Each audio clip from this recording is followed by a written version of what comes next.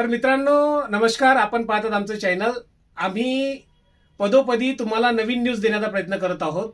आज आपण आहोत नागपूरच्या उत्तर नागपूर भागात आणि वंचित बहुजन आघाडीचे प्रतिनिधी जे आहेत त्यांची जे रोड मॅप आहे ते जाणून घेण्यासाठी आलो। ते का निवडणुकीला उभे आहेत तर सगळ्यात पहिले जाणून घेऊ त्यांचा परिचय। मॅडम आपला परिचय।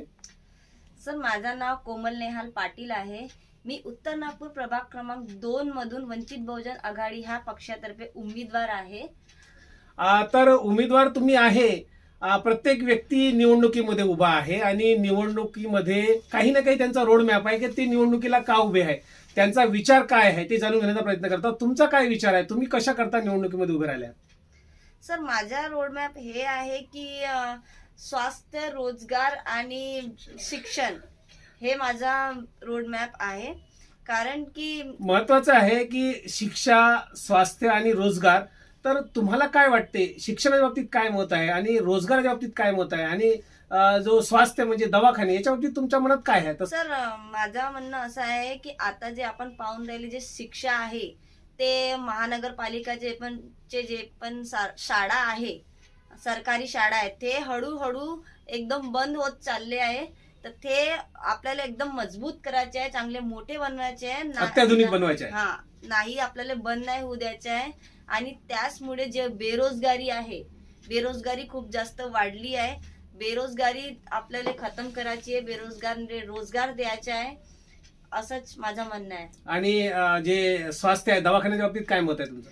सरकारी आपले महानगरपालिकाचे जे पण काही हॉस्पिटल्स आहेत ते पण हळूहळू बंद होत चालले आहे, त्याला पण आपल्याला मजबूत करायचं आहे। ऍटलिस्ट एवढंच नाही की आपला जो मेडिकल हॉस्पिटल आहे तो आपला एशियाचा खूप मोठा हॉस्पिटल आहे, त्याला पण आपल्याला मजबूत करायचं आहे, असं माझा उद्देश आहे। मी याच्यावर काम करणार आहे।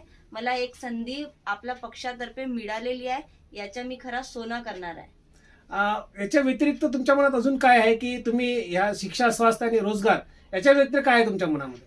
मला असं वाटतं की मी बुद्धिस्ट आहे आणि पूर्ण देश बुद्धिस्ट आहे, तर महाबोधी महाविहार पण मुक्त करायचं आहे। मला याच्यावर बी काम करायचं आहे।